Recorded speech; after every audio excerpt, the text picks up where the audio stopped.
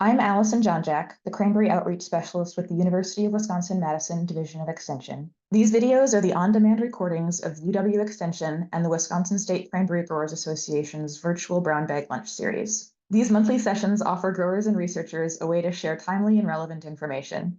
We hope you'll enjoy and continue to engage with us. Hi, everyone. My name is Grant Holly. I'm the Executive Director of the Wisconsin State Cranberry Growers Association. We are very happy to be able to partner with UW Extension to bring you the research needed to be able to navigate our ever-changing environment.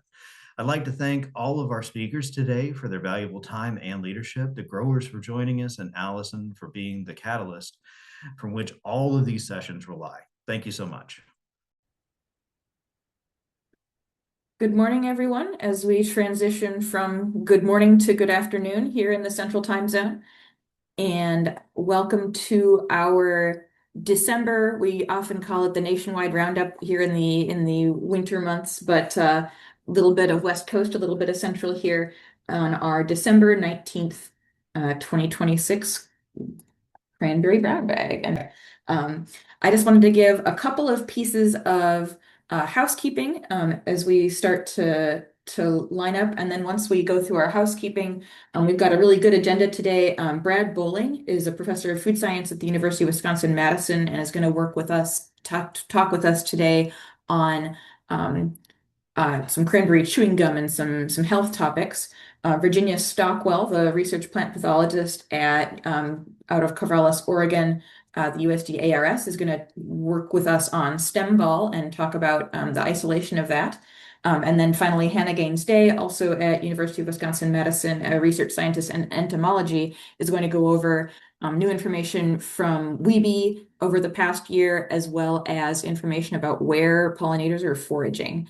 I want to spend just a quick second on housekeeping. These are sponsored by the University of Wisconsin-Madison Division of Extension and, of course, supported by the Wisconsin State Cranberry Growers Association, who helped come up with topics for discussion. If you would like to see closed captions, there should be a ... more, and you can click closed captions. We all like to have questions asked throughout the sessions, as well as a question asking period at the end of the session. But if you want to ask a question, you can either unmute yourself and ask. You can do the more and then raise your hand and ask. You can also ask a question in the chat, and I'll be monitoring the chat. If you have an anonymous question, you can use the drop down to Allison, and I'll ask a question anonymously on your behalf. And do you want to give a quick welcome from the Growers Association? And then after that, I'll hand things over to Brad. Oh my goodness, I was not planning on talking. Well, good morning, everybody from the Wisconsin State Cranberry Growers Association. And a reminder to register for Cranberry School. Yes, register for Cranberry School today if you can. That would be great. The 31st, we are closing registration, so we need to get final numbers. So anybody that is wanting to sign up, make sure and do it by the 31st of December and get your hotel rooms too, because they are cutting off the date for hotel rooms the 31st too to get the special block rate. Awesome. Thank you for the update, and thank you for all the hard work that you do to put Cranberry School on for us. Oh, thank you. I will then progress forward and introduce Hannah Gaines-Day, research scientist in entomology. And of course, we'll have questions for everyone at the end, but wanted to welcome Hannah. Hannah, do you want me to put that survey link now or wait for a minute or two? I think wait until we get to the end of the presentation. Perfect. Thanks. All right. I'll let you share your screen. And Hannah's been working with cranberry growers through the WiBee app for quite some time now. So we're always excited to see the results that we've been able to collaboratively generate with her. Okay. Okay. Thank you so much, Allison, for inviting me to come to the brown bag today. Like Allison said, I've been working with cranberry growers for quite a while. I did my dissertation in cranberry from 2008 to 2013. And I've been on and off in cranberry since then. So today I'm going to be talking about two projects that we're working on in cranberry, both having to do with pollinators and pollination in Wisconsin cranberry. The first project I'll be talking about is WiBee, which is a smartphone app. We've teamed up with Ladybug IPM to do a lot of the data collection on this project. The second project I'll be talking about is looking at where the honeybees are foraging. So WiBee is looking at what bees are visiting Cranberry, and this foraging project is looking at the pollen that they're collecting to see where else the honeybees are going. So what other pollen they're collecting around the Cranberry Marsh. Before I begin, I just want to acknowledge everyone who's helped make this research possible, especially the cranberry grower and beekeeper collaborators, Ladybug IPM, our field and lab assistants, our WiBee team, and then our funding sources. The WiBee project is funded by a USDA grant, and the foraging project is sponsored by a DATCAP specialty crop block grant. So, okay, the WiBee project. So WiBee is a smartphone app that we developed in our lab about 7 years ago now. And it's a sort of a very simple app that you can get on Apple or Android. It looks like this picture here. You can see it's like sort of like a fancy timer. This QR code will take you to our website. And so why did we develop this? So the WiBee app was initially started in response to conversations with growers saying, do I have enough wild bees on my farm for pollination? And this started with apple growers, but I think it's relevant for cranberry growers as well. And so bloom periods are fairly short and we can't be everywhere at once. And so we wanted to design a tool that we could get more people on the ground, because we know that bees vary across the landscape. Some farms and locations have lots of bees, some don't.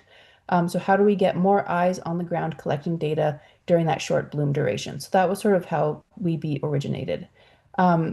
We've always had a goal of turning WiBee into an IPPM tool to help growers make management decisions, since pollination is such an important aspect in a lot of fruit crops. Right now, we can use WiBee sort of as a pollination assessment tool, but our ultimate goal is to turn it into a useful tool that growers can use to understand what's going on their farm in terms of pollination. So for our study, we've been focusing on apple, cranberry, and pumpkin. Today, I'll mainly be talking about cranberry, but everything that we've done in cranberry, we've also done in apple and squash over the last few years. Okay, so how does WiBee work? So you download the app, you go out to your farm and you find about a 3-foot by 3-foot area. This area was chosen just because it's about how much you can look at when you're standing in one place and not moving around too much. And so what you do is you look at this 3-foot by 3-foot section. With cranberry, it's nice. It's sort of two-dimensional. With apple, it's hard because you have this whole tree that you're trying to look into. But you stand there for 5 minutes and you record every time a bee visits a flower. So if one bee comes through and visits 10 flowers, that's 10 visits. And while we're doing this, we're keeping track of which type of bee that is. So we have 6 morpho groups that we've chosen because they're relatively easy for anyone to learn to identify, and they're sort of functional groups. So bees that fall into each of these groups should functionally be doing about the same in terms of pollination. So our groups are honeybees, bumblebees, large dark bees, green bees, small dark bees, and non-bees, which could be anything like flies, butterflies, wasps, anything like that. Anything that isn't a bee. So what have we been doing? What have we found over the last few years? So since 2023, we've collected in Cranberry 2,326 WiBee surveys. That's almost 200 hours of standing in cranberry marshes recording which bees are visiting and how often are they visiting. So we did this with a lot of, we had a big team each year. A lot of these were the Ladybug IPM crew, and then we had our own research crew that also went up to a selection of the sites as well. So you can see this is a lot of data going into this. We've only started to scratch the surface of what this data is going to tell us, but it's really exciting to have so much data. I think when we initially were trying to come up with an idea how to get more data, we had no idea that we'd be able to get this much data. So this is really fantastic. So what do we find? So in Cranberry, we found each of the last 3 years, honeybees were the most common visitor to Cranberry, and we had bumblebees were fairly common, and then non-bees were also fairly common. This is mainly flower flies in Cranberry. And then if we look at, we break that down by marsh, we can look at averages, but averages don't necessarily mean reflect what's happening on your own marsh. And so here we have all of the cranberry marshes that we visited. This is, I believe, 2004 data. You can see that there's huge variation. On the left here, we have the farm. On the bottom axis, we have the mean visits per minute, and then each of the colors indicate the different morphogroups. And so the yellowish orange is the honeybees. You can see that's pretty common everywhere. But if you look at farm C1 at the bottom, there are almost no honeybees visiting cranberry at that marsh. And so I think it's important. It's interesting to look at the averages, but it's important also to look at individual farms and what the variation looks like from farm to farm. So this is great. We can see we have lots of bees at all of these different farms, but do we have enough are the bumblebees and other wild bees doing enough to pollinate? Do we need the honeybees? Do we have enough pollination? What's going on here? So knowing the visitation rate alone isn't enough to know what service the bees are providing. So for the last 2 summers, we had a graduate student, Sumi, do this very intensive work where she was looking at how many grains of pollen were deposited on a single flower by a single bee. And so we had bags and cages out in all of our cropping systems, and then she'd go out and get a single bee to visit a single flower and go back to the lab and count how many grains of pollen. And so what we found with this part of the study was that bumblebees are actually more efficient pollinators than cranberry. They're depositing more pollen on a single visit. Large dark bees are also visiting more pollen on a single visit than honeybees are. So I'm not going to get too much into this very messy equation, but this is basically our attempt to figure out who's doing the pollination, how much pollination are we getting, and which morphogroups are contributing more. So we can have our visitation data. So it says how many times are the bees visiting. Then we have our pollen deposition data and say, what are they doing each time they visit? And then we can say, okay, who is doing more of the work? And so we sort of take our data and crunch it into that equation that I just skipped by pretty quickly. And you see on the left panel here, we have our visitation data that I just showed you. And if we multiply it out by the efficiency of each of those different types of bees, on the right here, we can see how much different bees are contributing. So the slide before I mentioned that bumblebees were actually more efficient pollinators than honeybees. And you can see when we move from the left graph to the right graph, the orange bar, the bumblebee bar, gets much bigger on the right because they're contributing more to pollination than the honeybees. We have this on the right-hand graph, we have this black line. That's our index of whether our supply and demand is being, if our demand is being met by the supply provided by the bees. And based on our calculations, it seems that at all of the marshes, even the one with pretty much only bumblebees, they're all receiving full pollination. And you can see these arrows are showing you that the order of the marshes switches based on when you multiply out the efficiency. So the marsh at the very bottom, C1 on the left, had very low visitation rate compared to, for example, C10 at the top. But when you multiply the bumblebee efficiency, it actually had more pollination services happening than the marsh that had more honeybees. And that's, as I said, that's because the honeybee is depositing less pollen per visit than the bumblebees and large dark bees. And so what we can say from this data is that wild bees or non-honeybees are providing sufficient pollination for cranberries at 85% of the farms we visited. This is a fairly small study. We had, I think, 11 farms. But that's pretty impressive that 85% of the farms, based on our calculations, should be getting sufficient pollination, even if the honeybees disappeared, which is pretty cool. But so we want to validate that data. So we can do all kinds of calculations on our computer. But if we go out to the field and we look at, okay, at the end of the day, how many grains have actually been deposited? Can we relate our visitation and our single visit pollen deposition to what we actually find in the field? So this last summer we went out and we caged flowers again and then let them sit out for 1 day, then collected those flowers that had been out for 1 day and counted all of the pollen to see if our calculation of visitation rate times pollen deposition equals total pollen on the flower, to see if those two match up. And you see here on the left, we have the relationship between what we predict on the y-axis based on that equation I showed you versus the observed pollen on the bottom axis.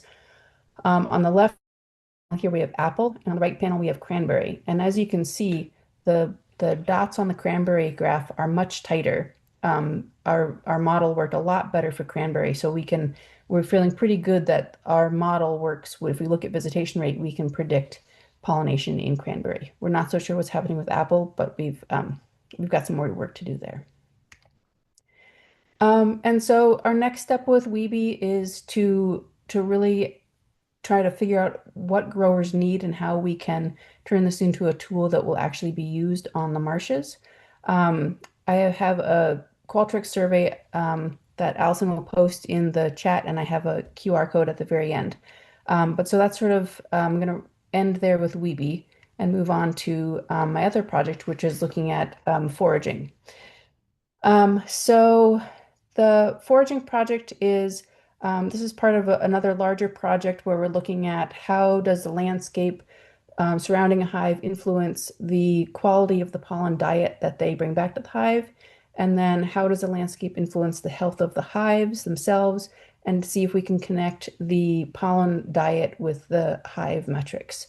And so again, this has been done in cranberry, apple, and pumpkin. We just finished our last field season, and yesterday actually finished our final lab analysis for that project. But for today, I'm just going to be talking about landscape, and in this case, cranberry marsh systems and how that influences the pollen that the bees are collecting. So I spent most of cranberry bloom like this, lying on my stomach in cranberry marshes with my face in front of a beehive, collecting pollen. So we have these plastic pollen traps that we installed on 3 hives per marsh. And they have a little trap door on the front. And so when you close it, the bees have to go through these little holes, and the bees fit, but the pollen scrapes off their legs and falls into our the little tray at the bottom. So we leave this shut for 24-hour intervals, 2 or 3 times over the course of bloom in each of the marshes. We then take all of the pollen we get from all of the hives at each of the sites at each of the sample periods and mix them together to have 1 single sample per marsh per year. This picture at the bottom here just shows you a little bit of the diversity of pollen that we collected over the summer. I just think it's so beautiful how diverse the colors are. And so with this pollen data, we'll be looking at the pollen diversity. We send our pollen out to our collaborators at Penn State. They do DNA metabarcoding to take a look and see what pollen is being collected. In our lab, we analyze the pollen for the protein and lipid to see how much protein and lipid we have in the pollen samples. And then we send another sample out to Cornell to look at the pesticide residue. So this is sort of a bigger project. We want to, these metrics, the pollen diversity, protein, lipid, and pesticide residue together are what we sort of call nutritional quality of the pollen. But so for today, I'm just going to focus on the pollen diversity. And so I have my 2024 preliminary results back. I should be getting my 2025 results soon. But cranberry pollen accounted for 35% of all pollen collected from hives in cranberry. The average was 28% of the sample from each hive was, or from each site was cranberry. The minimum was 0. 2 marshes actually had 0 cranberry pollen in their traps. And the maximum was 72% of the sample was cranberry pollen. But in addition to cranberry, the bees were collecting 52 different genera of plants in and around the cranberry marshes. And 11 of those genera represented 82% of all of the samples. So this is just the sort of a list of the most common plant genera collected on the marsh. You can see cranberry was the most important, and then a couple weedy species come after that. There are 2 things I wanted to point out here. One is that we've got a couple of weedy species, dewberry and St. John's wort, but also at the cranberry roundtable, a couple of growers I talked to were concerned about buckthorn. We found no buckthorn in the pollen samples from 2024. So I don't think that the bees are leaving the marsh to go get buckthorn pollen. So my next steps for this project are going to be, I'm waiting to get the data back from Penn State and Cornell, and then we can start building a picture of what the pollen landscape looks like around cranberry and pumpkin during the bloom period to understand how bees are experiencing the landscape. And another component of this project that I think is important is if the bees are in an agricultural system and they're not collecting crop pollen, but they're getting a lot of pesticide residue, that means the pesticide is somewhere off the farm. If they're collecting a lot of crop pollen and not getting any pesticide residues, then I think that's also an important detail that the growers, I think that the way that growers spray is important, and growers who grow pollinator dependent crops are very careful about their spraying. And I think they maybe don't get enough credit for how careful they are. And I think that I'm hoping that this data will show us that the bees are not picking as much pesticide residue up from the crops as maybe non-farm people might think they would be. So that's all I have for today. Here's a QR code for the survey to help us modify our WiBee app to turn it into a useful tool for growers. So with that, I would be happy to take any questions. Thank you. I just pasted that link to her survey in the chat as well. I know some people are on their laptop and can scan the QR code with their phone and then take the survey from your phone. But for those who are not, it is now in the chat also. And I know it always helps researchers to be able to show what the growers really care about, so that they can do the research that the growers desire. I think it is now time. Thank you so much for sharing all that, Hannah. There was, like you said, that pollen was really gorgeous, and it was really neat to see a lot of things that I hadn't really considered before. I want to open up questions to all three of our presenters, and I will go, I guess, in presenter order.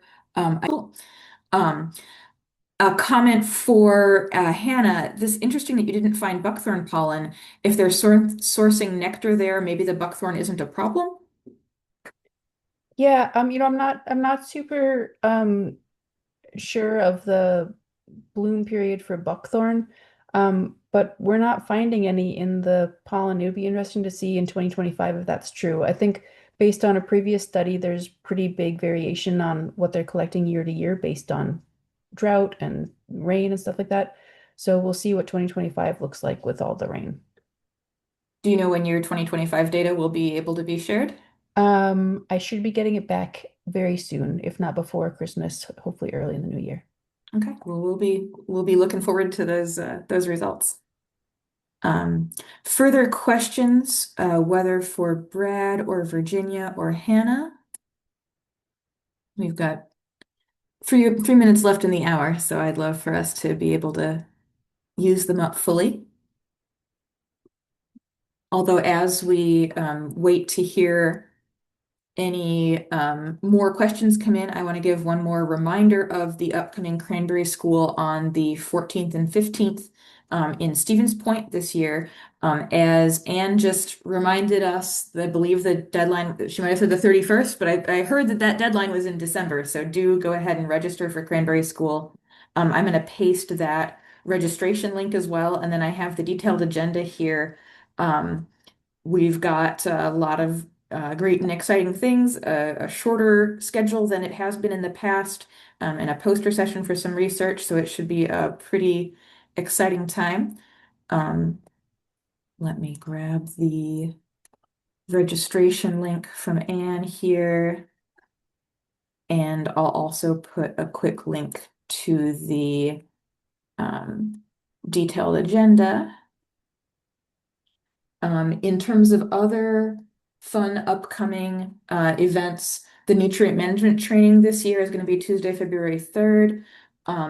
Joy Kirkpatrick and UW Extension Farm Management are going to be hosting a succession planning for specialty crops February 10th from 9 to 4. That's going to be at the Cranberry Innovation Center in Millston, but it will be open to other specialty crop growers as well. And then one other thing to note is your February brown bag is going to contain our weed science screening results in addition to some other February brown bag content.